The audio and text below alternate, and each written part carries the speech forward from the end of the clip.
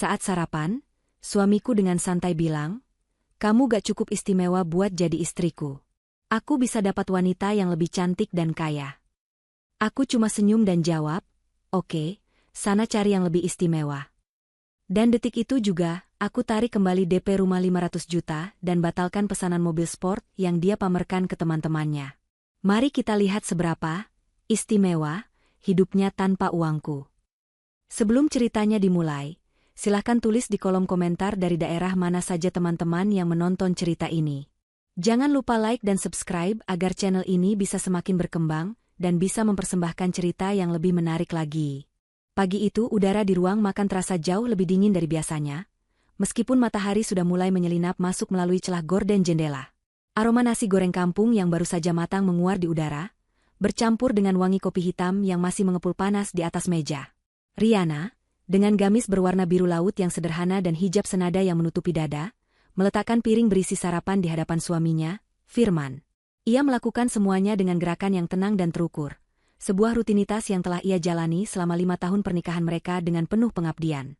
Namun, pagi ini ada ketegangan yang menggantung tebal di udara, sebuah firasat buruk yang membuat detak jantung Riana terasa sedikit lebih cepat dari biasanya. Firman duduk di ujung meja dengan kemeja kerja yang sudah rapi, namun wajahnya tertekuk masam. Ia menatap piring nasi goreng di hadapannya dengan tatapan mencemooh, seolah makanan itu adalah benda yang menjijikkan. Tanpa menyentuh sendoknya, Firman mendengus kasar. Suara dengusan itu terdengar begitu nyaring di tengah keheningan ruang makan yang sunyi. Riana duduk di kursi seberangnya, mencoba tersenyum lembut untuk mencairkan suasana yang kaku. Ia bertanya dengan suara pelan apakah kopi yang dibuatnya sudah pas atau belum, namun pertanyaan itu diabaikan begitu saja oleh suaminya. Firman justru menyandarkan punggungnya ke kursi dengan kasar, melipat kedua tangannya di depan dada, dan menatap Riana dengan tatapan menilai dari ujung kepala hingga ujung kaki. Tatapan itu bukan tatapan penuh cinta seperti dulu, melainkan tatapan merendahkan yang membuat Riana merasa kerdil. Firman mulai berbicara dengan nada datar namun tajam, mengatakan bahwa ia sudah muak dengan semua kesederhanaan ini. Ia mengeluh tentang menu sarapan yang itu-itu saja, tentang suasana rumah yang membosankan, dan akhirnya keluhan itu merambat pada penampilan Riana. Firman berkata bahwa teman-temannya di kantor sering membicarakan istri-istri mereka yang modis, yang bisa diajak pergi ke pesta perusahaan dengan gaun-gaun malam yang indah dan terbuka, sementara ia harus puas dengan istri yang menurutnya kaku dan tertutup kain lebar. Riana hanya diam mendengarkan. Tangannya meremas ujung taplak meja di bawah sana, menahan gejolak di dadanya. Ia tahu siapa yang meracuni pikiran Firman. Lucky, sahabat Firman yang mulutnya manis namun berbisa, dan tentu saja Ibu Widi, ibu mertuanya yang selalu merasa Riana tidak cukup baik untuk anak kebanggaannya. Puncaknya adalah ketika Firman menyebut sebuah nama yang belakangan ini sering terdengar samar-samar. Firman membandingkan Riana dengan Risma. Dengan mata berbinar, Firman menceritakan betapa hebatnya Risma. Ia menggambarkan Risma sebagai wanita karir yang sukses, cantik, wangi, dan berpikiran modern. Firman menekankan bahwa ayah Risma adalah seorang pengusaha tambang batu bara yang sangat kaya raya, dan Risma adalah pewaris tunggal yang cerdas. Kata-kata Firman semakin menyakitkan ketika ia mengatakan bahwa Risma bisa memberikan masa depan yang cerah baginya. Sebuah loncatan karir yang tidak akan pernah bisa diberikan oleh Riana yang hanya seorang wanita rumahan. Firman menatap mata Riana lurus-lurus dan mengucapkan kalimat yang menghancurkan segalanya. Ia berkata bahwa teman-teman dan keluarganya benar, bahwa Riana tidak cukup istimewa untuk menjadi istrinya. Ia dengan sombong berkata bahwa ia bisa mendapatkan wanita yang jauh lebih cantik, lebih kaya, dan lebih segalanya daripada Riana. Ia merasa dirinya pantas mendapatkan yang terbaik, dan Riana bukanlah yang terbaik itu. Riana terdiam sejenak. Hening menyelimuti ruangan itu selama beberapa detik. Rasa sakit menghantam dadanya, namun anehnya, tidak ada air mata yang jatuh. Rasa sakit itu dengan cepat berganti menjadi rasa kebas, dan kemudian berubah menjadi sebuah ketenangan yang dingin. Riana menarik napas dalam-dalam, lalu menghembuskannya perlahan. Ia menatap balik mata suaminya tanpa rasa takut. Senyum tipis yang misterius terukir di bibirnya. Dengan suara yang sangat tenang, stabil, dan tanpa getaran sedikitpun, Riana menjawab tantangan suaminya. Ia berkata, jika memang Firman merasa bisa mendapatkan yang lebih baik, maka silakan cari wanita yang lebih istimewa itu. Riana mempersilakan suaminya untuk pergi mengejar mimpi dan ambisinya yang setinggi langit itu. Firman tampak terkejut sesaat dengan reaksi Riana yang tidak histeris seperti dugaannya. Ia mengira Riana akan menangis, memohon, atau bersujud di kakinya agar tidak ditinggalkan.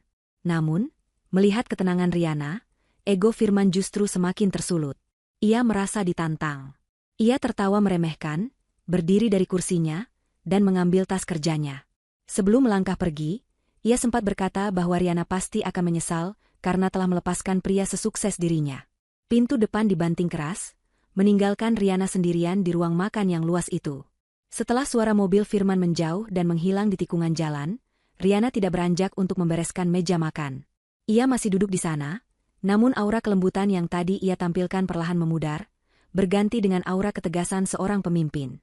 Riana mengeluarkan ponsel pintar dari saku gamisnya.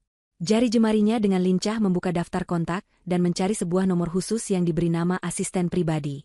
Riana menempelkan ponsel ke telinganya. Begitu sambungan terhubung, nada bicaranya berubah menjadi sangat otoriter dan penuh wibawa.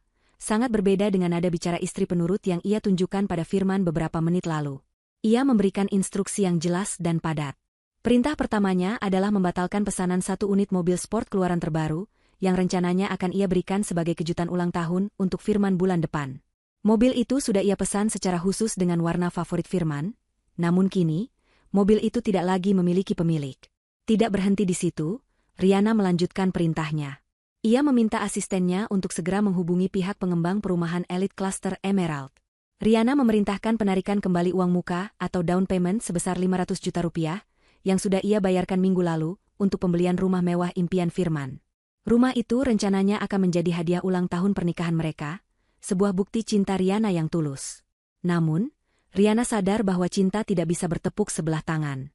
Ia menegaskan kepada asistennya untuk memastikan uang itu kembali ke rekening pribadinya hari itu juga, tanpa ada potongan. Riana juga meminta pemblokiran akses kartu kredit tambahan yang selama ini dipegang oleh Firman. Kartu itu terhubung langsung dengan rekening utama Riana yang saldonya hampir tak terbatas. Rekening yang bersumber dari warisan keluarga Darmawan, identitas asli Riana yang selama ini ia sembunyikan demi mencari ketulusan cinta. Ternyata, ketulusan itu tidak pernah ada pada diri Firman. Setelah menutup telepon, Riana menatap piring nasi goreng yang sudah dingin di hadapannya. Ia berdiri, membawa piring itu ke tempat sampah, dan membuang isinya tanpa ragu. Seperti itulah ia akan membuang perasaannya pada Firman.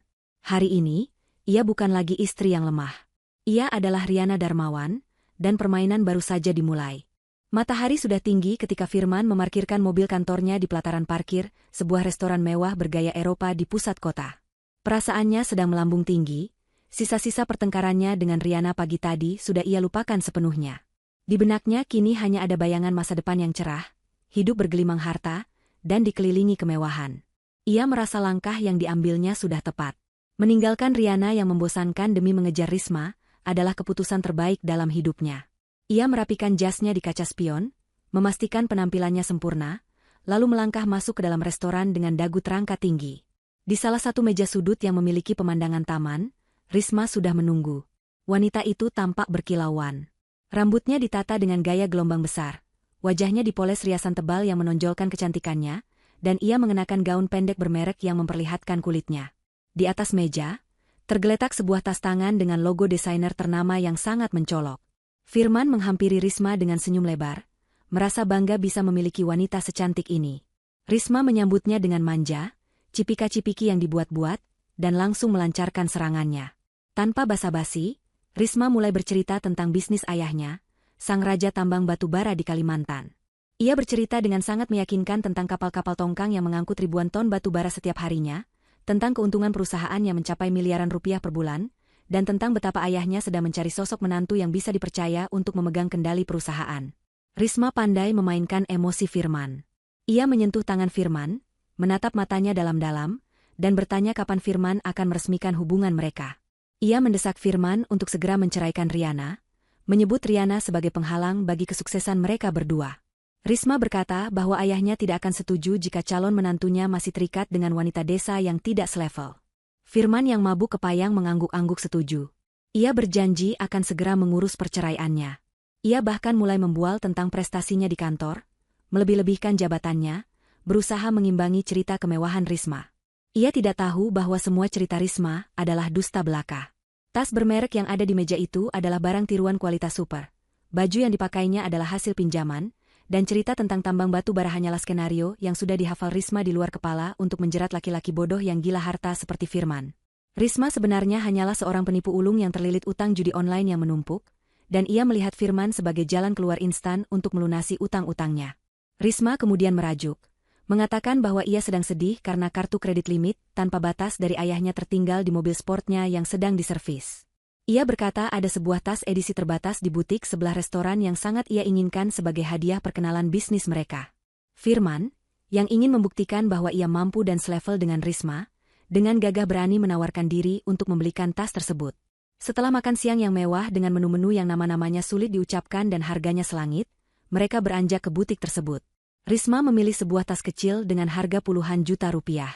Firman menelan ludah melihat label harganya, namun gengsi menahannya untuk mundur. Dengan tangan sedikit gemetar, ia mengeluarkan kartu kredit platinum dari dompetnya. Kartu itu adalah kartu tambahan yang diberikan Riana setahun lalu, yang selama ini selalu ia gunakan untuk membiayai gaya hidupnya yang melebihi gaji. Firman menyerahkan kartu itu kepada pelayan butik dengan gaya sok kaya, sambil melirik Risma untuk memastikan wanita itu melihat betapa hebatnya dia.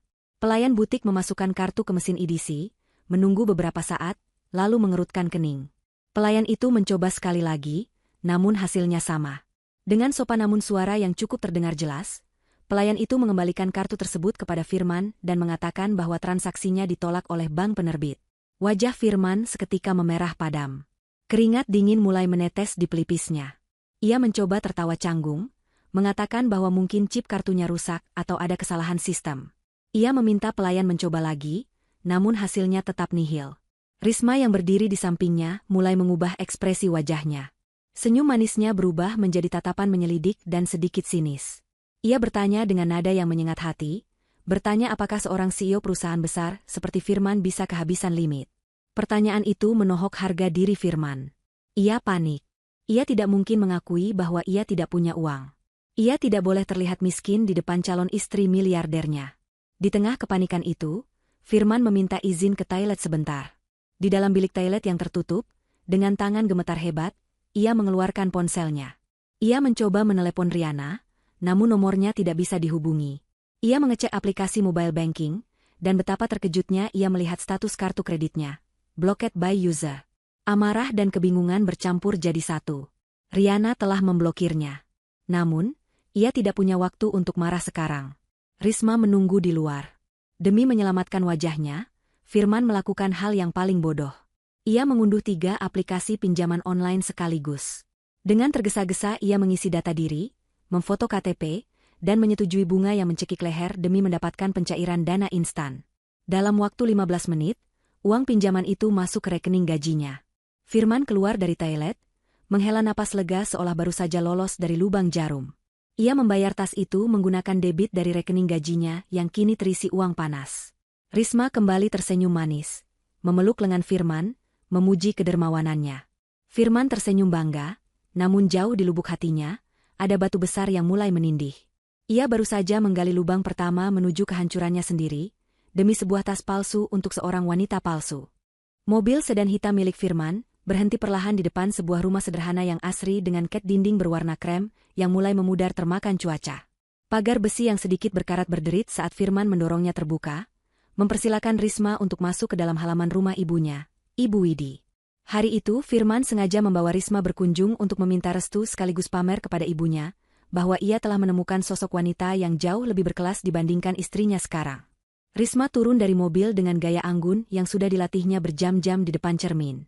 Ia mengenakan gaun terusan berwarna merah marun yang mencolok, sepatu hak tinggi yang mengetuk keras di atas ubin teras, dan kacamata hitam besar yang bertengger di atas kepalanya. Di tangannya, ia menjinjing sebuah bungkusan kertas tebal berwarna emas dengan pita besar, sebuah properti wajib yang sudah ia siapkan untuk memuluskan sandiwaranya hari ini. Firman menggandeng tangan Risma dengan bangga, seolah ia sedang membawa seorang putri raja yang baru saja turun dari singgasana. Ia mengetuk pintu rumah dengan irama yang riang, tidak sabar melihat reaksi ibunya yang selama ini selalu mengeluh tentang penampilan Riana yang dianggap terlalu kaku dan tidak bisa dibanggakan di depan tetangga. Pintu terbuka dan muncullah Ibu Widi dengan daster batiknya. Wajah wanita parubaya itu seketika berbinar cerah saat melihat siapa yang datang. Matanya langsung tertuju pada penampilan Risma yang berkilauan, menyapu pandangan dari ujung rambut hingga ujung kaki dengan tatapan penuh kekaguman. Firman segera memperkenalkan Risma sebagai rekan bisnis yang sangat sukses, anak dari pemilik tambang batu bara yang sering ia ceritakan. Tanpa menunggu lama, Ibu Widi langsung menyambut Risma dengan pelukan hangat yang berlebihan, sesuatu yang jarang sekali ia lakukan kepada Riana selama 5 tahun terakhir. Mereka duduk di ruang tamu yang sempit namun rapi. Risma dengan gerakan teatrikal menyerahkan bungkusan emas yang dibawanya. Ia berkata dengan nada merendah yang dibuat-buat bahwa itu hanyalah oleh-oleh kecil, sebuah selendang sutra impor yang ia beli saat perjalanan bisnis ke luar negeri minggu lalu. Ibu Widi membuka bungkusan itu dengan tangan gemetar karena antusias. Di dalamnya terdapat kain halus bermotif indah. Tentu saja, Ibu Widi yang seumur hidupnya tinggal di pinggiran kota tidak bisa membedakan mana sutra asli dan mana kain sintetis kiloan yang dibeli Risma di pasar grosir dengan harga miring. Bagi Ibu Widi, kemasan mewah dan cerita Risma sudah cukup menjadi bukti keaslian barang itu. Percakapan di ruang tamu itu segera berubah menjadi ajang memuji Risma dan menjatuhkan Riana. Ibu Widi membelai kain pemberian Risma sambil melirik sinis ke arah foto pernikahan Firman dan Riana yang terpajang di dinding. Ia mulai mengeluh panjang lebar. Ia berkata bahwa Riana adalah menantu yang membosankan. Menurutnya, Riana terlalu hemat, jarang berdandan, dan selalu memakai pakaian tertutup yang lebar seperti karung, sehingga membuatnya malu jika harus mengajak Riana ke acara arisan ibu-ibu kompleks. Ibu Widi membandingkan Riana dengan Risma secara terang-terangan di depan wajah mereka berdua. Ia memuji kulit Risma yang mulus, baunya yang wangi semerbak, dan gaya bicaranya yang luwes.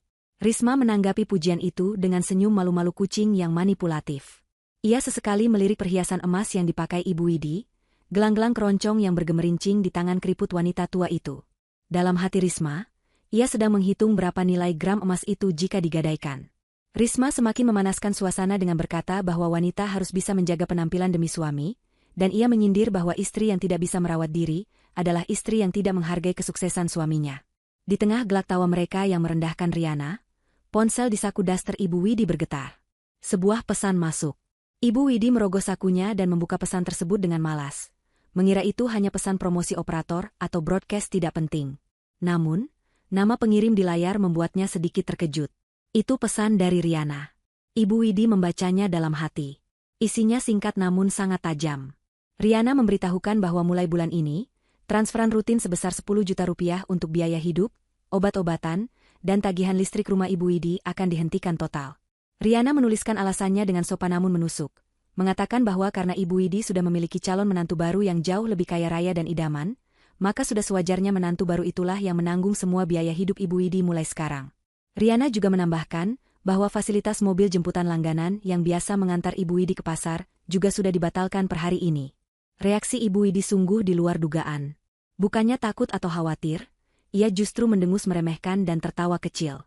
Ia memperlihatkan pesan itu kepada Firman dan Risma sambil menggelengkan kepala. Ia mencemooh Riana yang dianggapnya sedang menggertak sambal. Bagi Ibu Widi, ancaman Riana tidak ada artinya dibandingkan dengan kekayaan Risma yang katanya memiliki tambang batu bara. Ibu Widi berpikir picik, 10 juta rupiah dari Riana hanyalah uang receh jika dibandingkan dengan apa yang bisa diberikan Risma nanti. Ia berkata kepada Risma dengan nada manja bahwa Riana sedang merajuk dan memutus uang belanja, seolah memancing Risma untuk segera menggantikan peran itu. Risma, yang sebenarnya tidak punya uang sepeser pun, tersenyum kaku. Ia menelan ludah dengan susah payah namun, tetap mempertahankan topeng kayanya. Ia berjanji manis akan membelikan apa saja untuk Ibu Widi nanti setelah urusan bisnisnya selesai, sebuah janji kosong yang membuat Ibu Widi semakin memujanya dan semakin membenci Riana. Tanpa mereka sadari, di tempat lain, Riana sedang menutup buku rekening yang selama ini membiayai kenyamanan hidup Ibu Widi, benar-benar memutus aliran dana tanpa ada niat untuk menyambungnya kembali. Beberapa hari setelah pertemuan di rumah Ibu Widi, Firman duduk di sebuah kafe remang-remang yang sepi pengunjung bersama Risma dan Lucky, sahabat karibnya sejak masa kuliah. Suasana di meja itu terasa berat dan penuh ketegangan, bercampur dengan asap rokok yang mengepul dari mulut Lucky. Di atas meja, Risma menggelar beberapa lembar kertas yang penuh dengan grafik, angka-angka fantastis, dan foto-foto area pertambangan yang entah diambil dari mana. Risma sedang memainkan peran terbaiknya sebagai seorang pebisnis wanita yang sibuk. Dengan suara yang meyakinkan dan penuh percaya diri, ia menjelaskan tentang sebuah peluang investasi emas yang tidak boleh dilewatkan. Ia bercerita bahwa perusahaan ayahnya sedang membuka slot terbatas untuk pemodal luar guna perluasan lahan tambang baru di Kalimantan Timur. Risma menjanjikan keuntungan yang tidak masuk akal, 50% dari modal awal akan kembali hanya dalam waktu 1 bulan, dan modal pokok akan dikembalikan utuh setelah 3 bulan. Lucky, pria bertubuh kurus dengan mata yang selalu terlihat liar mencari keuntungan, tampak sangat antusias. Ia adalah tipe orang yang selalu ingin kaya mendadak tanpa mau bekerja keras. Lucky langsung terjerat oleh bualan Risma. Ia memukul meja pelan, menatap Firman dengan mata melotot, dan mulai memprovokasi sahabatnya itu. Lucky mengatakan bahwa ini adalah kesempatan emas bagi mereka untuk mengubah nasib. Ia mengingatkan Firman tentang penghinaan-penghinaan yang mungkin akan dilontarkan Riana jika Firman menceraikannya dalam keadaan miskin. Lucky menekan titik lemah Firman, egonya. Ia berkata bahwa jika Firman ingin membuktikan pada Riana bahwa ia bisa sukses tanpa bantuan istri, inilah saatnya. Mereka butuh modal 2 miliar rupiah untuk bisa masuk ke dalam slot investasi eksklusif tersebut. Risma menambahkan bumbu penyedap dengan berkata bahwa slot ini hanya tersisa 1 dan akan ditutup besok pagi. Jika Firman tidak mengambilnya sekarang, kesempatan itu akan hilang selamanya diambil oleh investor lain yang sudah mengantre.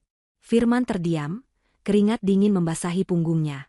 2 miliar adalah angka yang sangat besar baginya, apalagi setelah akses keuangannya diputus oleh Riana. Tabungan pribadinya tidak seberapa, habis untuk gaya hidup hedonisnya selama ini. Namun, bayangan menjadi miliarder baru, membeli mobil sport, dan menampar wajah Riana dengan kesuksesannya begitu menggoda. Otaknya mulai bekerja keras mencari jalan pintas, didorong oleh desakan Lucky dan senyuman menggoda Risma. Akhirnya, sebuah rencana jahat dan nekat muncul di benaknya. Ia teringat pada satu-satunya aset berharga yang bisa ia akses dengan mudah, sertifikat rumah ibunya. Ibu Widi menyimpan sertifikat itu di lemari pakaian tua yang kuncinya selalu ditaruh di bawah taplak meja rias. Firman tahu letaknya karena ia yang dulu membelikan lemari itu. Namun, nilai rumah ibunya paling tinggi hanya 1 miliar rupiah. Ia masih butuh 1 miliar lagi. Setan dalam diri Firman berbisik semakin keras. Sebagai manajer keuangan di kantor cabangnya, ia memiliki akses otorisasi untuk pemindahan dana operasional perusahaan. Biasanya, audit dilakukan setiap akhir bulan, dan sekarang masih awal bulan. Firman berpikir ia bisa meminjam uang perusahaan sebesar 1 miliar rupiah, menyetorkannya ke Risma, dan saat keuntungan cair bulan depan, ia akan mengembalikan uang itu ke kas perusahaan sebelum auditor datang. Tidak akan ada yang tahu, pikirnya naif. Rencana itu terdengar sempurna di telinga orang yang sedang putus asa dan serakah. Lucky menepuk bahu Firman keras-keras, menyemangatinya untuk tidak menjadi pengecut. Risma menatapnya dengan tatapan menantang, seolah berkata bahwa laki-laki sejati adalah yang berani mengambil risiko. Hancur sudah pertahanan moral Firman. Ia mengangguk setuju, menyalami tangan Risma, dan sepakat untuk mentransfer uang itu besok siang. Malam itu juga, Firman mengendap-endap masuk ke rumah ibunya saat Ibu Widi sedang tertidur lelap. Tangannya gemetar hebat saat meraba bagian bawah taplak meja rias, mencari kunci lemari. Jantungnya berdegup kencang seakan mau copot, takut ibunya terbangun. Ketika jari-jarinya menyentuh logam dingin kunci itu, ada rasa bersalah yang menusuk sebentar. Namun segera ia tepis dengan pemikiran bahwa ini semua demi kebahagiaan ibunya juga. Nanti ia akan membelikan rumah yang lebih besar, batinnya menghibur diri. Dengan cepat ia mengambil map hijau berisi sertifikat tanah dan bangunan, memasukkannya ke dalam balik jaketnya, dan keluar dari rumah itu seperti seorang pencuri. Keesokan harinya di kantor, dengan wajah pucat dan tangan berkeringat, Firman melakukan transaksi terlarang itu di depan komputernya. Ia memindahkan dana 1 miliar rupiah dari rekening operasional ke rekening pribadi, lalu mentransfernya bersamaan dengan uang hasil gadai sertifikat rumah ke rekening yang diberikan Risma. Tombol enter ditekan, dan uang itu melayang pergi. Tanpa Firman ketahui, di kantor pusat yang megah di lantai paling atas, Riana sedang duduk menghadap laptopnya. Ia tidak sendirian. Seorang auditor senior kepercayaannya duduk di sampingnya. Mereka melihat pergerakan dana yang mencurigakan itu secara real-time. Sistem keamanan perusahaan yang canggih telah memberikan notifikasi merah begitu Firman melakukan otorisasi di luar kebiasaan. Sang auditor bertanya apakah transaksi itu harus dibatalkan dan Firman langsung ditegur. Riana menatap layar dengan wajah datar tanpa ekspresi. Tidak ada kemarahan, tidak ada kesedihan, hanya tatapan dingin seorang eksekutor yang sedang melihat terpidana berjalan menuju tiang gantungan. Riana menggeleng pelan. Ia memerintahkan auditor untuk membiarkan transaksi itu berhasil, namun mencatat semua jejak digitalnya sebagai bukti hukum yang sah. Riana berkata biarkan Firman merasa menang sesaat, biarkan dia terbang setinggi-tingginya dengan sayap patah itu, karena semakin tinggi dia terbang, semakin hancur tubuhnya saat menghantam tanah nanti. Riana membiarkan suaminya menjadi kriminal, karena itulah jalan yang dipilih Firman sendiri. Jebakan telah tertutup sempurna, dan Firman kini resmi menjadi tikus yang terperangkap. Langit sore itu berwarna jingga kemerahan, seolah menjadi latar belakang yang sempurna bagi perasaan Firman yang sedang membuncah penuh kemenangan. Hari ini adalah hari yang telah ia tunggu-tunggu, hari pembuktian diri di hadapan dunia, bahwa ia adalah seorang laki-laki sukses yang mampu berdiri di atas kakinya sendiri tanpa bayang-bayang istrinya, Rihanna. Firman telah menyewa sebuah area pesta kebun yang cukup luas, tepat di samping kantor pemasaran perumahan elit Cluster Emerald, tempat di mana ia yakin akan segera menerima kunci rumah mewah impiannya. Ia telah mengundang hampir seluruh rekan kerjanya di kantor, beberapa kolega bisnis, dan tentu saja teman-teman lamanya termasuk Lucky. Firman ingin semua orang melihat momen bersejarah ketika ia menerima kunci rumah seharga miliaran rupiah itu. Ia ingin melihat wajah-wajah iri mereka, terutama mereka yang dulu sering berbisik di belakangnya, bahwa ia hanya menumpang hidup pada Rihanna. Hari ini, narasi itu akan berubah total. Firman mengenakan setelan jas terbaiknya yang baru saja ia beli kemarin, tentu saja dengan uang hasil sisa pinjaman online yang masih tersisa sedikit di rekeningnya. Ia merasa gagah, tampan, dan tak terkalahkan. Di sampingnya, Risma berdiri dengan gaun malam berkilauan yang memamerkan lekuk tubuhnya, tersenyum manis kepada setiap tamu yang datang, memainkan peran sebagai calon nyonya rumah yang sempurna. Suasana pesta itu dirancang sedemikian rupa untuk menunjukkan kemewahan. Meja-meja bundar ditata rapi dengan taplak putih bersih, dihiasi rangkaian bunga segar yang harum. Pelayan-pelayan berseragam hilir mudik membawa nampan berisi minuman segar dan makanan kecil yang lezat. Musik jazz ringan mengalun dari pengeras suara, menambah kesan elegan acara tersebut. Lucky, yang sudah datang sejak awal, sibuk berjalan ke sana kemari dengan gelas di tangan, membual kepada tamu-tamu lain tentang proyek investasi tambang batu bara yang sedang mereka jalankan. Lucky bercerita dengan suara lantang bahwa sebentar lagi ia dan Firman akan menjadi orang terkaya di lingkaran pertemanan mereka. Tamu-tamu yang mendengar itu hanya mengangguk-angguk kagum. Sebagian merasa iri, sebagian lagi merasa penasaran bagaimana nasib Firman bisa berubah secepat itu dalam waktu singkat. Firman menikmati setiap detik perhatian yang ia dapatkan. Ia membayangkan Rihanna sedang duduk sendirian di rumah yang sepi, mungkin menangis menyesali nasibnya karena telah ditinggalkan suami sesukses dirinya. Pikiran itu membuat senyum di wajah Firman semakin lebar. Ia merasa telah memenangkan pertarungan ego yang selama ini menghantui pernikahannya. Tibalah saat acara puncak yang dinanti-nantikan. Matahari sudah mulai terbenam, digantikan oleh lampu-lampu taman yang temaram dan romantis. Firman naik ke atas panggung kecil yang telah disediakan, memegang mikrofon dengan penuh percaya diri. Ia meminta perhatian seluruh tamu undangan. Suara musik dikecilkan, dan semua mata tertuju padanya. Firman memulai pidatonya dengan kata-kata yang penuh kesombongan terselubung. Ia berterima kasih kepada teman-temannya yang hadir, lalu mulai bercerita tentang kerja keras dan visi masa depannya. Ia menyindir secara halus tentang orang-orang yang tidak mendukung mimpinya, merujuk pada Rihanna, dan memuji Risma setinggi langit sebagai wanita yang membawa keberuntungan dalam hidupnya. Risma yang berdiri di samping panggung, melambaikan tangan layaknya selebriti papan atas. Setelah pidato singkat yang penuh bualan itu, Firman memanggil manajer pemasaran perumahan Cluster Emerald yang kebetulan hadir di sana. Dengan suara lantang, Firman meminta sang manajer naik ke panggung untuk melakukan prosesi serah terima kunci rumah secara simbolis di hadapan para tamu.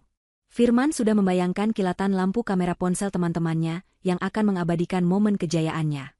Namun, yang terjadi selanjutnya adalah awal dari mimpi buruk yang tidak pernah ia bayangkan.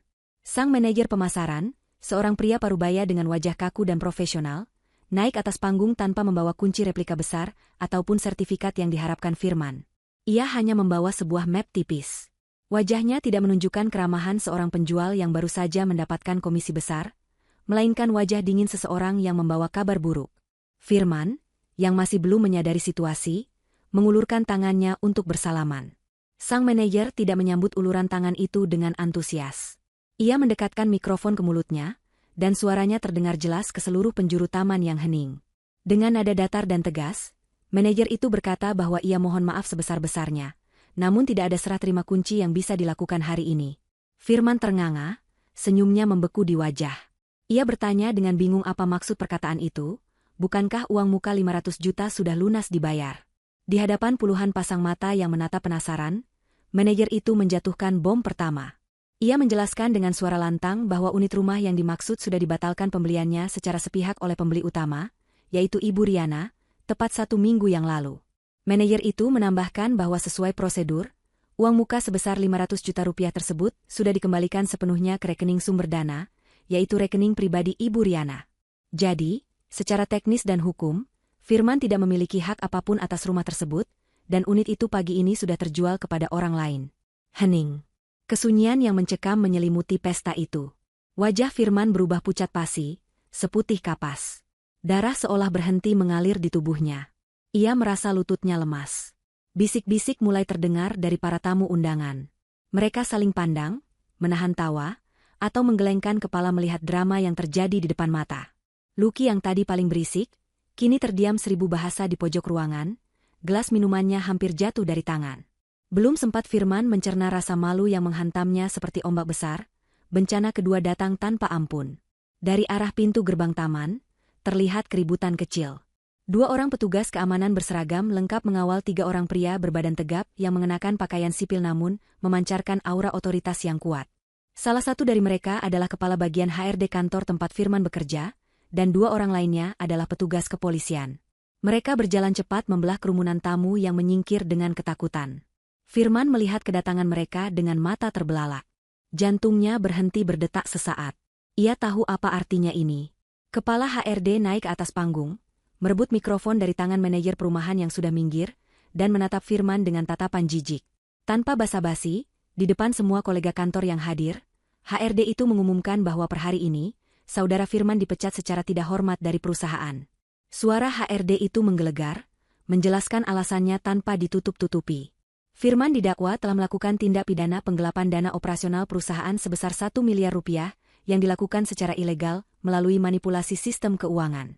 Bukti-bukti digital sudah lengkap, dan perusahaan telah melimpahkan kasus ini ke ranah hukum. Polisi yang mendampingi HRD itu segera melangkah maju, mengeluarkan borgol besi yang berkilap mengerikan di bawah lampu taman. Petugas itu membacakan hak-hak Firman dengan suara tegas, menyatakan bahwa ia ditahan atas tuduhan korupsi dan penggelapan. Firman mencoba mundur, menggelengkan kepalanya panik, mulutnya bergumam tidak jelas menyangkal semua tuduhan itu. Namun, tubuhnya kaku, tidak bisa digerakkan. Rasa malu yang ia rasakan kini bercampur dengan teror yang amat sangat. Ia melihat wajah teman-temannya yang dulu memujinya kini menatapnya dengan pandangan menghakimi, ada yang memotret kejadian itu, ada yang menutup mulut tak percaya. Pesta kemenangannya telah berubah menjadi panggung eksekusi harga dirinya. Firman mencari-cari sosok Risma di tengah kerumunan, berharap wanita itu akan membelanya, atau setidaknya menenangkan situasi dengan pengaruh ayahnya. Namun, apa yang ia lihat justru semakin menghancurkan hatinya. Kekacauan di pesta itu mencapai puncaknya saat bunyi klik dari borgol, besi terdengar mengunci kedua pergelangan tangan Firman. Suara itu begitu tajam, seolah memutus seluruh harapan masa depan yang sempat ia bangun di kepalanya. Di tengah kerumunan yang panik dan berbisik-bisik, Risma berdiri mematung. Wajah cantiknya yang tadi penuh senyum kemenangan kini berubah menjadi topeng ketakutan yang nyata. Otaknya yang licik bekerja sangat cepat, jauh lebih cepat daripada siapapun di sana. Sebagai seorang penipu ulung yang sudah berpengalaman melarikan diri dari berbagai jeratan masalah, Risma tahu persis tanda-tanda kapal yang akan karam. Melihat Firman diborgol dan mendengar kata, penggelapan dana, serta pembatalan rumah, Risma sadar dalam hitungan detik bahwa permainannya di sini sudah tamat. Firman bukan lagi tambang emas baginya. Firman sekarang adalah bangkai busuk yang akan menyeret siapa saja di dekatnya ikut tenggelam ke dalam masalah hukum. Risma tahu ia harus segera menghilang sebelum polisi menyadari keterlibatannya, atau sebelum Lucky menyadari bahwa uang investasi itu ada di rekeningnya. Risma mulai melangkah mundur perlahan, berusaha menyatu dengan bayang-bayang pepohonan di pinggir taman. Ia menundukkan kepalanya, mencoba menyembunyikan wajahnya dari sorotan lampu. Namun, gerakan mundurnya tertangkap oleh sudut mata Firman yang sedang diseret turun dari panggung oleh polisi. Dalam kepanikan yang luar biasa, Firman berteriak memanggil nama Risma. Suaranya pecah, penuh keputusasaan. Ia memohon kepada Risma untuk melakukan sesuatu. Ia berteriak meminta Risma menelepon ayahnya, sang pemilik tambang batubara yang konon memiliki koneksi kuat dengan pejabat dan aparat. Firman, dalam kenaifannya yang menyedihkan, masih percaya bahwa Risma adalah penyelamatnya. Ia berteriak bahwa ini semua pasti salah paham, dan uang 1 miliar itu akan segera diganti begitu profit investasi cair. Teriakan Firman membuat beberapa polisi menoleh ke arah Risma. Risma mengumpat dalam hati. Ia tidak bisa lagi bersembunyi. Jika ia lari sekarang tanpa bicara, polisi mungkin akan langsung mengejarnya karena curiga. Risma memutuskan untuk memainkan kartu terakhirnya, sebuah adegan perpisahan yang kejam untuk memutus tali hubungan sekaligus mengalihkan perhatian. Ia berhenti mundur, menegakkan tubuhnya, dan memasang wajah angkuh yang dingin. Ia berjalan mendekati Firman yang sedang meronta di pegangan polisi. Jarak mereka hanya tinggal 1 meter. Firman menatap Risma dengan mata basah, penuh harap. Ia berkata dengan suara bergetar, memanggil Risma dengan sebutan sayang, memintanya untuk segera menghubungi pengacara keluarga besarnya. Risma menatap Firman dari atas ke bawah dengan tatapan yang bisa membekukan air mendidih. Perlahan, senyum sinis terukir di bibir merahnya. Risma tertawa kecil, tawa yang kering dan meremehkan. Dengan suara yang cukup keras agar didengar oleh polisi dan orang-orang di sekitarnya, Risma bertanya balik kepada Firman. Bertanya siapa, papi, yang dimaksud Firman. Risma berkata dengan nada mengejek bahwa ia tidak punya ayah pemilik tambang. Ia mengaku dengan lantang bahwa ayahnya sudah meninggal 10 tahun lalu, dan hanyalah seorang buruh tani. Pengakuan itu menghantam Firman lebih keras daripada pukulan fisik. Risma melanjutkan kalimatnya dengan kejam, mengatakan bahwa ia hanyalah seorang janda yang sedang mencari uang untuk hidup. Ia berkata bahwa ia mengira Firman adalah laki-laki kaya raya yang bisa ia manfaatkan, tapi ternyata Firman hanyalah benalu miskin yang hidup dari ketiak istrinya.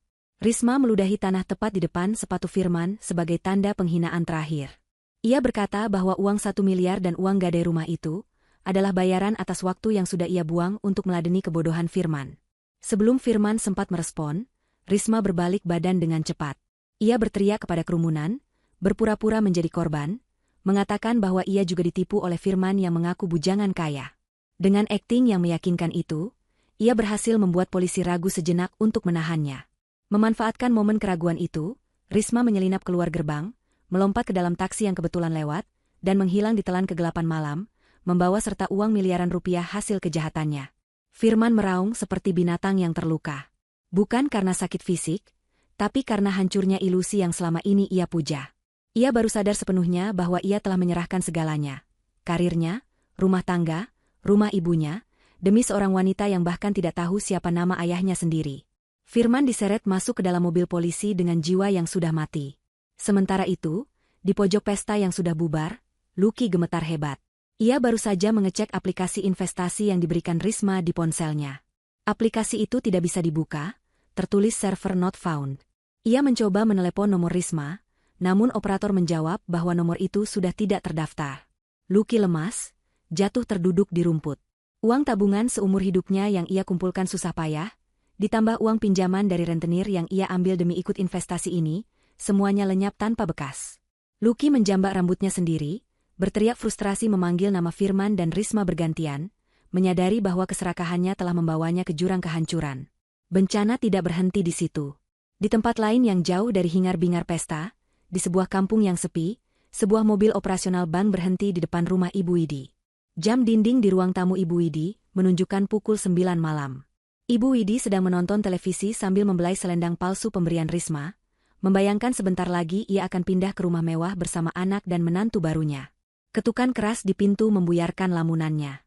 Ketika Ibu Widi membuka pintu, ia mendapati 3 orang petugas bank dengan wajah serius dan seragam rapi. Mereka menanyakan keberadaan Firman. Ibu Widi dengan bangga menjawab bahwa anaknya sedang mengadakan pesta syukuran rumah baru. Petugas bank itu saling pandang, lalu salah satu dari mereka menyerahkan sebuah surat pemberitahuan penyitaan. Petugas itu menjelaskan dengan sopan namun tegas bahwa rumah yang ditempati Ibu Widi ini telah dijadikan jaminan utang oleh saudara Firman dengan tenor jangka pendek dan bunga tinggi kepada pihak ketiga yang bekerja sama dengan bank, dan pembayaran angsuran pertama sudah gagal bayar karena nomor kontak debitur tidak bisa dihubungi dan terindikasi ada masalah hukum. Petugas itu mengatakan bahwa sesuai perjanjian yang ditandatangani Firman, jika terjadi gagal bayar dan wan prestasi dalam investasi berisiko tinggi yang diambilnya, maka aset jaminan akan langsung dieksekusi atau disita. Ibu Widi tidak mengerti istilah-istilah perbankan yang rumit itu. Yang ia mengerti hanyalah kata, disita. Ia berteriak histeris, mengatakan bahwa sertifikat rumahnya ada di lemari, aman tersimpan. Ia lari ke kamar, mengobrak-abrik lemari pakaiannya, mencari map hijau kesayangannya. Namun, map itu kosong. Sertifikat itu tidak ada. Lutut Ibu Widi lemas, pandangannya gelap. Ia jatuh pingsan di lantai kamar yang dingin, sementara di luar rumah, petugas mulai memasang stiker besar berwarna merah di kaca jendela depan bertuliskan, dalam pengawasan bank, aset disita. Malam itu, 2 wanita yang dicintai Firman mengalami nasib yang bertolak belakang. Riana tidur dengan tenang dalam lindungan doa, sementara Ibu Widi jatuh ke dalam mimpi buruk yang menjadi kenyataan karena ulah anak kandungnya sendiri. 1 minggu telah berlalu sejak malam pesta yang penuh kekacauan itu. Waktu menunjukkan pukul 3 dini hari. Suasana di luar villa pribadi milik Riana terasa begitu hening dan damai, hanya terdengar suara jangkrik dan desau angin malam yang menelusup di sela-sela pepohonan pinus. Di dalam kamarnya yang hangat dan nyaman, Riana baru saja menyelesaikan rakaat terakhir sholat tahajudnya. Ia duduk bersimpuh di atas sajadah tebal berwarna merah marun, memutar butir-butir tasbih di tangannya dengan gerakan perlahan. Wajahnya yang basah oleh air wudhu tampak bercahaya dalam kesunyian malam, memancarkan ketenangan batin yang sudah lama tidak ia rasakan. Selama bertahun-tahun menikah dengan Firman, jam-jam seperti ini biasanya ia habiskan dengan gelisah, menunggu suaminya pulang dalam keadaan mabuk atau sekadar melamun memikirkan hinaan ibu mertuanya. Namun malam ini berbeda. Beban berat di pundaknya telah terangkat. Riana merasa dekat sekali dengan Sang Pencipta, menyerahkan segala urusan duniawi yang sempat melukai hatinya. Ia berdoa dengan khusyuk, memohon kekuatan untuk terus melangkah maju dan melupakan masa lalu yang kelam. Ketenangan malam itu tiba-tiba terusik oleh getaran panjang dari sebuah ponsel tua yang tergeletak di meja nakas. Itu bukan ponsel utama Riana yang biasa ia gunakan untuk urusan bisnis, melainkan sebuah ponsel darurat dengan nomor lama yang sengaja ia biarkan aktif hanya untuk satu alasan. Riana membuka matanya perlahan, menghela napas panjang seolah sudah menduga momen ini akan datang. Ia tidak langsung mengangkatnya. Ia membiarkan ponsel itu bergetar beberapa saat, memecah keheningan kamar dengan suaranya yang mendengung di atas permukaan kayu. Di layar ponsel yang menyala redup, tertera nama penelepon, Ibu Widi. Riana meraih ponsel itu dengan tenang, tidak ada lagi rasa takut atau hormat yang berlebihan seperti dulu. Ia menggeser tombol hijau dan mendekatkan ponsel ke telinganya tanpa mengucapkan sepatah kata pun. Detik berikutnya, suara tangisan histeris yang menyayat hati langsung memenuhi gendang telinganya, merusak kedamaian malam yang baru saja ia bangun. Suara di seberang sana terdengar parau dan putus asa, bercampur dengan suara angin kencang dan bising kendaraan yang lewat sesekali. Ibu Widi sedang menangis meraung-raung, memanggil nama Riana berulang kali seperti orang yang sedang tenggelam dan mencari pegangan. Ibu Widi berteriak mengatakan bahwa ia sedang berada di pos ronda sebuah masjid, karena diusir oleh satpam perumahan. Ia bercerita dengan napas tersengal-sengal, bahwa rumahnya benar-benar telah disita oleh pihak bank 2 hari yang lalu. Semua barang-barangnya dikeluarkan paksa ke halaman, dan ia tidak diperbolehkan membawa apapun selain pakaian yang melekat di badan. Ibu Widi mengeluh kelaparan dan kedinginan, mengatakan bahwa ia sudah 2 hari tidak makan nasi dan hanya minum air keran masjid. Ia meratap tentang nasibnya yang malang, tentang bagaimana ia yang dulu dihormati tetangga kini menjadi gelandangan yang dipandang hina. Tidak ada lagi kesombongan dalam suaranya, yang tersisa hanyalah ketakutan murni seorang wanita tua yang kehilangan tempat bernaung. Belum sempat Riana merespons, terdengar suara keributan di seberang sana, seolah ponsel itu direbut paksa. Kini suara Lucky yang terdengar. Suara laki-laki itu tidak kalah paniknya, bahkan terdengar lebih menyedihkan. Lucky memohon-mohon kepada Riana agar mau membantunya. Ia menceritakan bahwa sejak Risma kabur membawa uang investasi bodong itu, para rentenir yang meminjamkan modal kepadanya mulai memburunya siang malam. Lucky mengaku sedang bersembunyi di gorong-gorong jembatan, karena takut dibunuh jika ketahuan. Ia menangis seperti anak kecil, mengatakan bahwa semua tabungannya ludes, dan ia tidak punya uang sepeser pun untuk membeli makan atau kabur keluar kota. Lucky juga memberitahukan kondisi Firman yang mengenaskan. Ia mendapat kabar dari kenalannya bahwa Firman babak belur di dalam sel tahanan, karena dipukuli oleh tahanan lain yang merasa terganggu dengan rengekan Firman setiap malam. Firman sakit demam tinggi dan terus mengigau memanggil nama Riana. Riana mendengarkan semua laporan tragedi itu dengan ekspresi datar. Tidak ada setitik pun rasa iba yang muncul di hatinya. Ia teringat kembali pada hinaan-hinaan mereka di meja makan, pada tawa mereka saat merendahkan penampilannya, dan pada keserakahan mereka yang ingin menguasai hartanya. Riana sadar bahwa penderitaan yang mereka alami saat ini bukanlah ujian, melainkan hasil tuaian dari benih kejahatan yang mereka tanam sendiri. Ketika Lucky akhirnya diam karena kehabisan napas dan Ibu Widi kembali mengambil alih telepon sambil memohon transferan uang, Riana akhirnya membuka suara. Suaranya terdengar lembut, sangat sopan, namun memiliki ketajaman yang mampu mengiris hati siapapun yang mendengarnya. Riana bertanya dengan nada heran yang dibuat-buat, mengingatkan Ibu Widi pada percakapan mereka minggu lalu. Ia bertanya bukankah Ibu Widi sendiri yang mengatakan bahwa Risma adalah menantu idaman yang jauh lebih istimewa, lebih kaya, dan lebih pantas mengurus Ibu Widi dibandingkan dirinya. Riana melanjutkan kalimatnya dengan tenang. Ia menyarankan Ibu Widi untuk meminta tolong kepada Risma saja, sang putri tambang, yang sangat dipuja-puja itu. Ia berkata bahwa tidak pantas rasanya jika seorang mantan menantu yang dianggap kampungan dan memalukan ini harus ikut campur urusan keluarga orang kaya. Kata-kata Riana menampar Ibu Widi lebih keras daripada angin malam yang menusuk tulang. Di seberang telepon, Ibu Widi hanya bisa menangis semakin keras, menyadari kebodohannya yang fatal. Riana tidak memberikan celah sedikit pun bagi mereka untuk membela diri. Ia menutup pembicaraan itu dengan kalimat singkat yang tegas. Ia berkata bahwa saat ini adalah waktu yang sangat sakral baginya untuk beribadah dan mendekatkan diri pada Tuhan, jadi ia mohon agar Ibu Widi tidak mengganggu waktu zikirnya lagi dengan urusan duniawi yang tidak penting. Tanpa menunggu jawaban, Riana mematikan sambungan telepon. Ia mematikan daya ponsel itu, meletakkannya kembali ke dalam laci, dan menguncinya. Riana kembali mengangkat kedua tangannya, melanjutkan doanya yang sempat terputus, membiarkan mereka yang di luar sana belajar bertanggung jawab atas pilihan hidup mereka sendiri. Bau apek yang menyengat hidung langsung menyambut Riana begitu ia melangkahkan kakinya masuk ke dalam koridor ruang kunjungan di kantor kepolisian resor kota. Udara di sana terasa lembab, bercampur dengan aroma keringat, disinfektan murah, dan keputusasaan yang mengambang di udara. Riana berjalan dengan langkah anggun namun pasti. Hari ini ia mengenakan setelan blazer panjang berwarna abu-abu muda yang dipadukan dengan hijab satin berwarna senada. Penampilannya terlihat sangat berkelas. Kontras sekali dengan lingkungan sekitarnya yang suram dan dinding-dinding kusam yang catnya mulai mengelupas. Di sampingnya, berjalan seorang pria parubaya berjas rapi yang membawa tas kerja kulit tebal, pengacara kepercayaan keluarga besar Riana yang sengaja ia bawa untuk mendampingi pertemuan ini. Para petugas polisi yang berjaga di koridor mengangguk hormat saat Riana lewat. Mereka sudah diberitahu oleh atasan bahwa wanita ini adalah tamu penting, salah satu pemilik saham terbesar dari perusahaan yang melaporkan kasus penggelapan dana yang sedang mereka tangani. Mereka berhenti di depan sebuah meja besi panjang yang dibatasi oleh kaca tebal berlubang-lubang kecil. Beberapa saat kemudian, pintu besi di sisi lain ruangan terbuka dengan suara berderit menyakitkan. 2 orang petugas menggiring seorang tahanan masuk. Riana nyaris tidak mengenali sosok itu. Pria yang duduk di kursi seberang sana terlihat sangat jauh berbeda dengan Firman yang ia kenal seminggu lalu. Firman yang dulu selalu tampil klimis, wangi, dan sombong, kini terlihat seperti kerangka hidup. Wajahnya tirus, matanya cekung dengan lingkaran hitam pekat di bawahnya, dan rambutnya yang dulu tertata rapi kini gundul tak beraturan. Ada lebam biru yang mulai menguning di sudut bibirnya, dan ia mengenakan baju tahanan berwarna oranye yang terlihat kebesaran di tubuhnya yang menyusut. Bau tidak sedap menguar dari tubuh Firman, bau orang yang sudah berhari-hari tidak mandi dengan layak. Ketika Firman mengangkat wajahnya dan melihat Riana duduk di sana, matanya seketika berkaca-kaca. Harapan seolah menyala kembali di matanya yang redup. Tanpa mempedulikan harga dirinya lagi, Firman langsung menjatuhkan tubuhnya ke depan, mencoba meraih tangan Riana lewat celah kaca, namun terhalang. Ia mulai menangis terseduh-seduh, air matanya membasahi pipi yang kotor. Firman meracau, memohon ampun dengan suara serak. Ia berkata bahwa ia hilaf, bahwa ia telah diguna-guna oleh Risma, dan bahwa ia sangat menyesal telah menyakiti hati Riana. Ia memuji-muji Riana sebagai istri terbaik, wanita paling suci, dan satu-satunya cinta sejatinya. Firman memohon agar Riana mau mencabut laporan polisi dari perusahaan.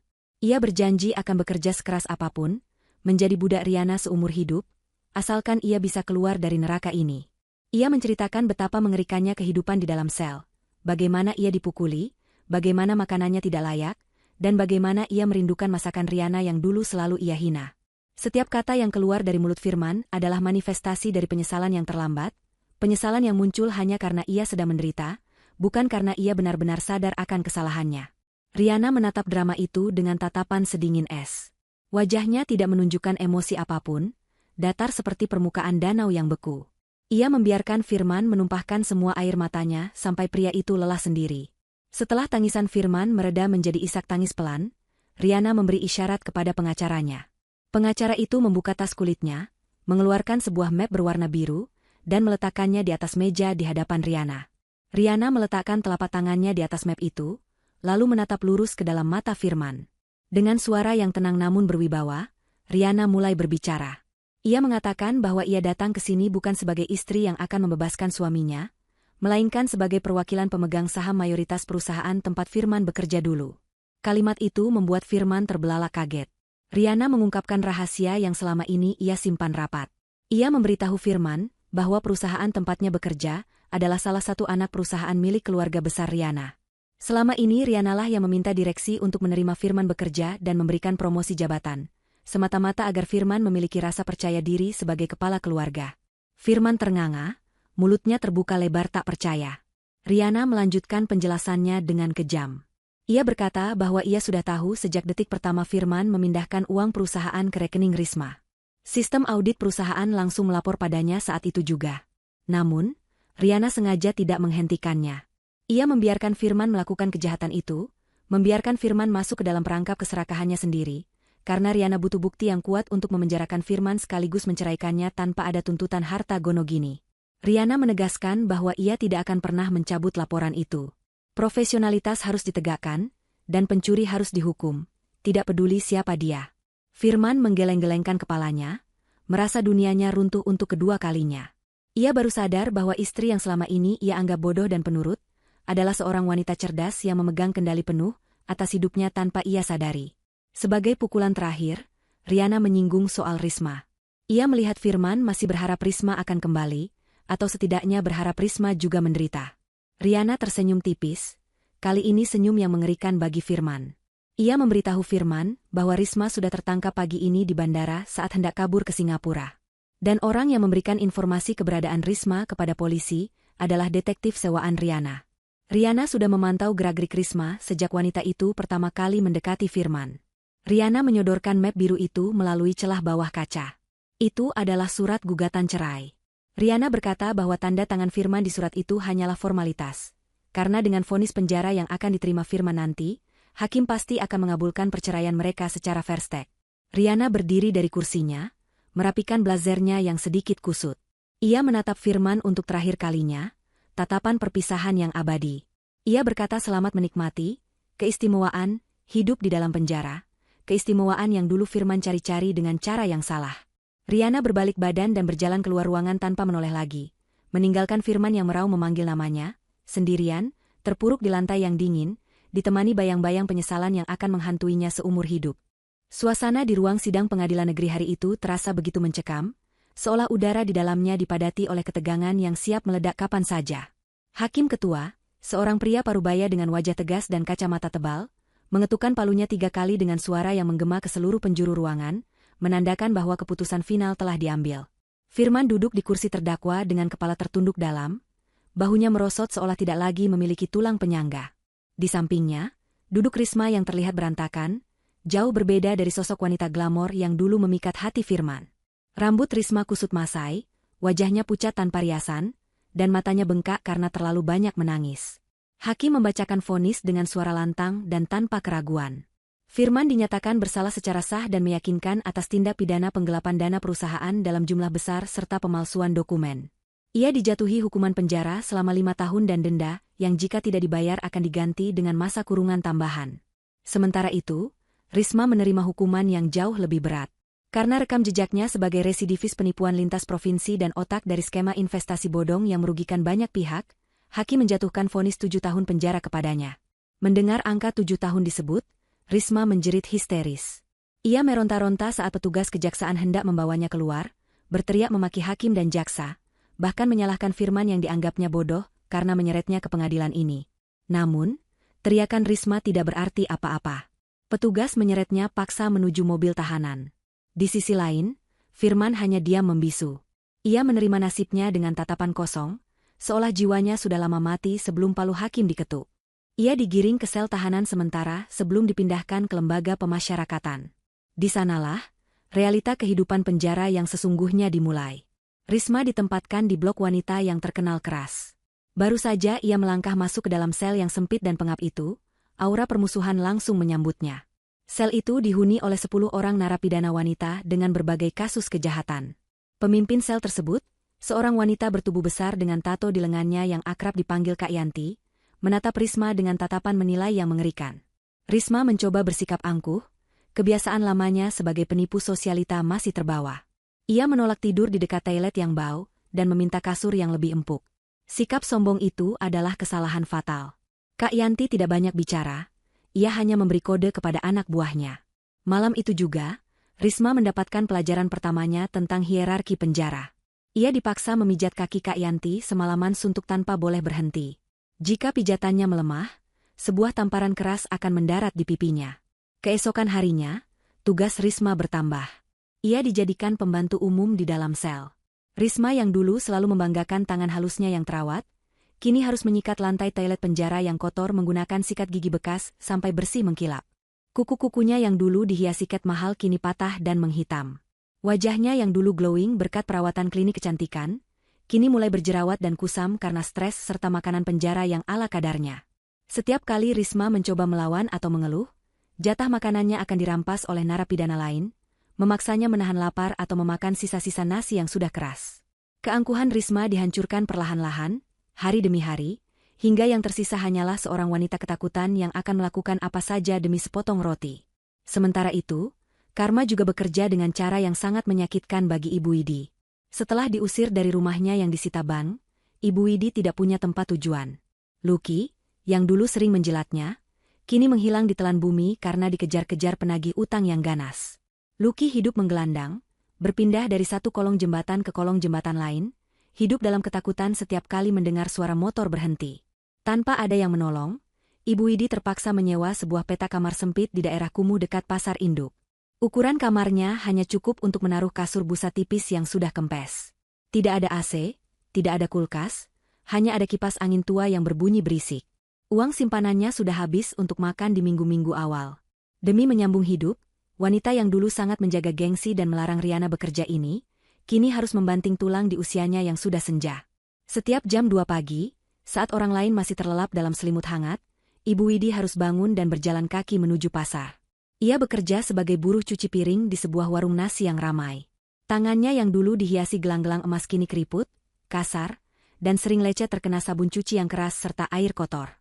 Punggungnya sering terasa sakit luar biasa, karena harus membungkuk berjam-jam mencuci tumpukan piring kotor bekas orang makan. Bayarannya tidak seberapa, hanya cukup untuk membeli makan 2 kali sehari dan membayar sewa kamar. Suatu pagi, saat sedang berjongkok mencuci piring di belakang warung yang menghadap ke jalan raya, sebuah mobil mewah berwarna hitam mengkilap melintas pelan karena macet. Kaca jendela belakang mobil itu sedikit terbuka. Jantung Ibu Widi seakan berhenti berdetak saat melihat siapa yang duduk di dalamnya. Itu Riana. Mantan menantunya itu terlihat sangat cantik dan segar. Riana sedang berbicara di telepon, wajahnya tersenyum tenang, memancarkan aura kedamaian dan kemewahan yang tidak dibuat-buat. Di samping Riana, duduk seorang pria yang terlihat gagah dan sopan, mungkin rekan bisnis atau seseorang yang spesial. Mobil itu hanya melintas beberapa detik, namun dampaknya bagi Ibu Widi berlangsung selamanya. Ia teringat bagaimana dulu ia menghina Riana di meja makan, menyebutnya tidak selevel, kumel, dan memalukan. Kini, kenyataan menamparnya balik dengan sangat keras. Riana adalah berlian yang ia buang ke tempat sampah, dan Risma adalah bangkai busuk yang ia pungut dan ia puja sebagai permata. Ibu Widi menunduk, air matanya menetes jatuh ke dalam ember cucian yang berbusa kotor.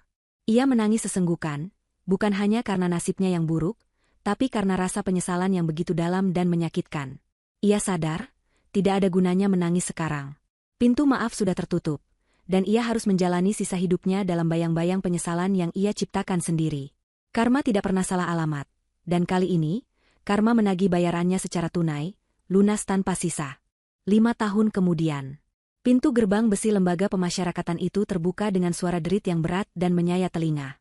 Matahari pagi yang terik langsung menyengat kulit, seolah menyambut kebebasan seorang pria yang baru saja melangkah keluar dari balik tembok tinggi tersebut. Pria itu adalah Firman. Namun, sosoknya kini nyaris tak dikenali.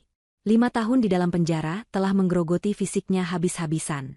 Tubuhnya kurus kering, kulitnya menghitam terbakar matahari karena sering dihukum kerja paksa di ladang penjara, dan rambutnya yang dulu hitam tebal kini sudah memutih dan menipis di sana-sini.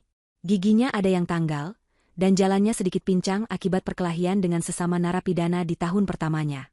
Ia menjinjing sebuah kantong plastik hitam berisi satu-satunya harta benda yang ia miliki, sepotong baju ganti yang sudah lusuh dan sikat gigi bekas. Firman berdiri di pinggir jalan raya, memicingkan mata melihat kendaraan yang berlalu lalang. Tidak ada yang menjemputnya. Tidak ada Ibu Widi, tidak ada Lucky, apalagi Risma yang masih harus mendekam 2 tahun lagi di penjara wanita. Firman benar-benar sendirian di dunia yang sudah berubah ini. Dengan langkah gontai, Firman mulai berjalan menyusuri trotoar kota. Ia tidak punya uang sepeser pun untuk naik angkutan umum. Perutnya berbunyi, perih minta diisi, tapi ia harus menahannya. Ia berjalan tanpa tujuan yang jelas, hanya mengikuti insting untuk menuju pusat kota, tempat di mana dulu ia pernah merasa menjadi raja. Kota itu telah banyak berubah. Gedung-gedung bertingkat baru bermunculan, jalanan semakin padat, dan orang-orang terlihat sibuk dengan urusan masing-masing. Firman merasa asing, seolah ia adalah hantu dari masa lalu yang tersesat di masa depan. Saat melewati sebuah perempatan jalan besar di kawasan bisnis elit, langkah Firman terhenti. Matanya terpaku pada sebuah layar videotron raksasa yang menempel di dinding gedung pencakar langit yang megah. Layar itu sedang menayangkan profil tokoh inspiratif bulan ini. Di layar raksasa itu, wajah yang sangat ia kenal terpampang jelas dengan resolusi tinggi. Rihanna. Namun, itu bukan Rihanna yang ia ceraikan 5 tahun lalu. Rihanna di layar itu terlihat jauh lebih berwibawa, anggun, dan memancarkan karisma yang kuat. Ia mengenakan busana muslimah modern yang elegan, berdiri di depan sebuah podium dengan latar belakang logo perusahaan multinasional. Tulisan besar di bawah wajahnya berbunyi, Rihanna Darmawan, Muslimah Entrepreneur of the Year Philanthropist. Narator berita menyebutkan bahwa Rihanna baru saja meresmikan yayasan pendidikan gratis untuk anak yatim piatu dan sedang mengembangkan bisnis properti syariah terbesar di negara ini. Hati Firman mencelos. Rasa sesak menghimpit dadanya. Ia melihat mantan istrinya itu terbang begitu tinggi, menembus langit kesuksesan yang dulu hanya bisa Firman impikan dalam tidurnya. Rasa penasaran dan kerinduan yang aneh mendorong Firman untuk mencari tahu di mana acara itu berlangsung. Dari teks berjalan di videotron, ia tahu bahwa Rihanna sedang mengadakan acara peluncuran buku biografinya di sebuah hotel bintang 5 yang letaknya tidak jauh dari sana. Dengan sisa tenaganya, Firman berjalan menyeret kakinya menuju hotel tersebut. Sesampainya di sana, kemewahan hotel itu membuat Firman merasa semakin kerdil. Mobil-mobil mewah berderet di lobi, tamu-tamu undangan berpakaian mahal keluar masuk dengan wajah ceria. Firman mencoba mendekat ke arah pintu masuk lobi, berharap bisa melihat Rihanna sekilas saja. Atau mungkin, dalam hayalan liarnya, Rihanna akan melihatnya dan merasa iba lalu memberinya sedikit uang. Namun, belum sempat kakinya menginjak karpet merah di depan pintu, 2 orang petugas keamanan bertubuh kekar langsung menghadang jalannya. Petugas itu menatap Firman dengan tatapan curiga dan jijik. Mereka mengira Firman adalah pengemis atau gelandangan yang hendak mengganggu kenyamanan tamu. Petugas itu membentak Firman, menyuruhnya pergi menjauh dari area hotel. Firman mencoba menjelaskan bahwa ia mengenal bintang utama acara tersebut, bahwa ia adalah mantan suaminya. Namun, pengakuan itu justru membuat para petugas keamanan tertawa terbahak-bahak. Mereka mendorong Firman hingga terjatuh ke aspal panas. Saat Firman sedang berusaha bangun sambil menahan sakit di sikunya, pintu kaca lobi hotel terbuka lebar. Suasana mendadak hening penuh kekaguman. Rihanna keluar dari sana, dikawal oleh beberapa asisten. Ia tampak bersinar, mengenakan gaun panjang berwarna pastel yang indah. Tapi Rihanna tidak sendirian. Di sampingnya, berjalan seorang pria yang gagah, berwajah tampan dengan sorot mata yang teduh dan cerdas. Pria itu menggandeng tangan Rihanna dengan lembut namun protektif. Di tangan pria itu, seorang anak kecil perempuan berusia sekitar 3 tahun digendong dengan penuh kasih sayang. Itu adalah keluarga baru Rihanna. Suami barunya adalah seorang dokter spesialis bedah syaraf yang terkenal dermawan dan saleh, sosok yang jauh lebih segalanya dibandingkan Firman. Mereka tertawa bahagia, sebuah tawa lepas yang menunjukkan bahwa hidup mereka penuh dengan cinta dan keberkahan. Firman terpaku. Ia berdiri kaku di pinggir jalan, hanya berjarak beberapa meter dari mobil Alphard putih yang sudah menunggu Rihanna. Saat Rihanna hendak masuk ke dalam mobil, pandangannya tidak sengaja menyapu ke arah tempat Firman berdiri. Waktu seolah berhenti berputar bagi Firman. Jantungnya berdegup kencang. Ia berharap Rihanna akan menunjukkan emosi, marah, benci, sedih, atau apapun itu yang menandakan bahwa Firman masih memiliki arti dalam hidupnya. Namun, yang terjadi justru hal yang paling menyakitkan dari segalanya. Rihanna menatap Firman, mengenali wajah lusuh itu, namun ekspresinya sama sekali tidak berubah. Tidak ada kejutan, tidak ada kebencian, tidak ada air mata. Tatapan Rihanna kosong dan datar, seolah ia sedang melihat tiang listrik atau tong sampah di pinggir jalan. Sebuah tatapan ketidakpedulian yang total. Bagi Rihanna, Firman hanyalah masa lalu yang sudah selesai, sebuah bab buku yang sudah lama ia tutup dan ia bakar abunya. Rihanna mengalihkan pandangannya dengan santai, kembali tersenyum pada suaminya, dan masuk ke dalam mobil tanpa menoleh lagi. Pintu mobil tertutup rapat, meredam suara dunia luar. Mobil mewah itu melaju perlahan meninggalkan lobi hotel, meninggalkan debu dan asap tipis yang menerpa wajah Firman. Di saat itulah Firman merasakan kehancuran yang sesungguhnya. Jika Rihanna marah, itu berarti Rihanna masih peduli. Tapi ketidakpedulian Rihanna adalah hukuman mati bagi ego Firman. Ia menyadari bahwa dirinya sudah tidak dianggap ada. Ia telah menjadi debu yang tak terlihat. Firman jatuh terduduk di trotoar, menatap nanar ke arah mobil yang semakin menjauh dan menghilang di tikungan. Air mata menetes dari matanya yang cekung, tapi kali ini tidak ada siapapun yang peduli.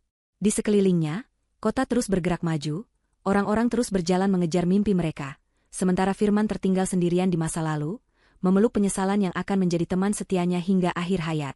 Ia teringat kata-katanya sendiri 5 tahun lalu, aku bisa dapatkan wanita yang lebih istimewa darimu. Ternyata, ia salah besar. Ia telah membuang satu-satunya wanita istimewa yang pernah mencintainya dengan tulus, dan kini ia harus membayar harganya dengan kesepian abadi. Cerita hidup Firman berakhir di trotoar panas itu, menjadi sebuah peringatan bisu bahwa rasa syukur adalah kunci kebahagiaan yang sesungguhnya. Waktu terus bergulir tanpa belas kasihan, menggilas mereka yang tidak mau belajar dari kesalahan dan mengangkat derajat mereka yang sabar dalam kebenaran. 2 tahun setelah pertemuan menyakitkan di depan hotel mewah itu, nasib para tokoh antagonis semakin terperosok ke dalam jurang yang mereka gali sendiri. Di sebuah pagi yang kelabu, pintu gerbang penjara wanita kembali terbuka. Risma melangkah keluar setelah menuntaskan masa hukumannya yang panjang dan menyiksa. Namun, tidak ada lagi jejak sosialita palsu pada dirinya. Wajahnya yang dulu ia banggakan kini penuh dengan guratan kasar penuaan dini akibat stres dan kerja paksa. Kulitnya kusam, rambutnya rontok dan beruban, serta giginya menguning. Ia hanya membawa tas kresek berisi baju bekas pemberian sipir penjara. Risma berdiri di pinggir jalan dengan bingung. Ia mencoba menghubungi nomor-nomor lama teman, geng sosialita, nya menggunakan ponsel pinjaman wartel, namun tidak ada satupun yang aktif. Dunia telah melupakannya. Tanpa uang, tanpa keahlian selain menipu, dan dengan catatan kriminal yang melekat seumur hidup, Risma akhirnya terdampar menjadi petugas kebersihan toilet umum di sebuah pasar tradisional yang becek. Ironisnya, setiap hari ia harus membersihkan kotoran orang lain, pekerjaan yang dulu sangat ia hina saat melihat asisten rumah tangganya bekerja. Di sela-sela mengepel lantai yang bau, Risma sering melamun melihat pantulan wajahnya yang hancur di cermin retak, menyadari bahwa kecantikan dan kelicikan yang dulu ia agungkan ternyata tidak ada harganya sama sekali. Sementara itu, di sudut kota yang lain, sebuah kamar kontrakan sempit dan pengap menjadi saksi bisu akhir hidup Ibu Widi. Wanita tua itu jatuh sakit parah karena kelelahan bekerja sebagai buruh cuci dan kurang gizi. Tubuhnya tinggal tulang berbalut kulit, terbaring lemah di atas kasur tipis yang bau apek. Tidak ada Firman yang mendampinginya, karena Firman sendiri hidup menggelandang tidak tentu arah dan tidak memiliki alat komunikasi. Dalam kesendirian yang mencekam itu, Ibu Widi sering mengigau memanggil nama Riana. Ia merindukan sop santan hangat buatan Riana, merindukan pijatan lembut Riana di kakinya, dan merindukan suara Riana yang mengaji di pagi hari. Namun, semua itu hanyalah bayangan masa lalu yang tidak akan pernah kembali. Di tangan Ibu Widi, tergenggam erat selendang palsu pemberian Risma yang warnanya sudah luntur dan kainnya brudul. Benda itu menjadi simbol kebodohannya yang paling nyata. Ia menukar berlian asli dengan kaca pecah yang melukai tangannya sendiri. Ibu Widi mengembuskan napas terakhirnya dalam kesepian total, ditemukan oleh tetangga kontrakan 2 hari kemudian karena bau yang menyengat. Ia dimakamkan di pemakaman umum dengan nisan kayu sederhana, tanpa dihadiri oleh anak kebanggaannya maupun menantu idaman yang dulu ia puja-puja. Firman mendengar kabar kematian ibunya dari mulut seorang pemulung tua yang kebetulan lewat di daerah kontrakan itu seminggu setelah pemakaman. Kabar itu menghantamnya seperti petir di siang bolong. Firman berlari terseok-seok menuju makam ibunya dengan kaki pincang dan pakaian compang-camping. Sesampainya di gundukan tanah merah yang masih basah itu, pertahanan Firman runtuh seketika. Ia menangis meraung-raung, memeluk nisan kayu yang dingin. Ia menyadari bahwa keserakahannya tidak hanya menghancurkan hidupnya sendiri, tetapi juga membunuh ibunya secara perlahan. Firman menyesali setiap kata kasar yang pernah ia ucapkan pada Riana, menyesali setiap rupiah uang haram yang ia berikan pada ibunya, dan menyesali ketamakan yang membuatnya buta. Namun, air mata darah sekalipun tidak akan bisa memutar waktu. Firman kini benar-benar sebatang kara di dunia yang luas ini. Ia melanjutkan hidupnya sebagai manusia yang tidak terlihat, tidur di emperan toko, makan dari sisa makanan orang lain, dan selalu menundukkan kepala karena malu jika ada yang mengenalinya. Hukuman terberat bagi Firman bukanlah kemiskinan, melainkan ingatan akan masa lalu yang indah bersama Riana yang terus menghantuinya setiap detik, mengingatkannya pada surga yang ia bakar demi neraka yang ia pilih. Di sisi lain kota, di sebuah rumah megah yang asri dan penuh dengan cahaya matahari, Riana sedang duduk di taman belakang menemani putri kecilnya belajar menanam bunga. Wajah Riana tampak begitu damai, seolah tidak pernah tersentuh oleh badai kehidupan. Ia tahu tentang kematian Ibu Widi dan nasib Firman melalui jaringan informasinya, namun ia memilih untuk tidak bereaksi berlebihan. Ia telah mengirimkan sumbangan anonim untuk biaya pengurusan jenazah mantan ibu mertuanya, sebuah tindakan kemanusiaan terakhir tanpa perlu menampakkan diri. Bagi Riana, memaafkan bukan berarti harus kembali atau melupakan, melainkan melepaskan beban kebencian agar ia bisa terbang lebih tinggi. Suami barunya datang membawakan nampan berisi teh hangat dan kue, lalu mencium kening Riana dengan penuh kasih sayang. Mereka berbincang tentang rencana liburan keluarga dan proyek amal selanjutnya.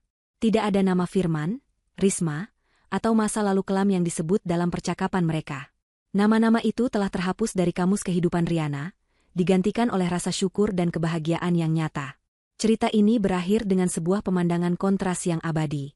Di satu sisi, ada Firman yang duduk termenung di pinggir jalan yang berdebu, menatap kosong ke arah gedung-gedung pencakar langit yang tidak akan pernah bisa ia gapai lagi.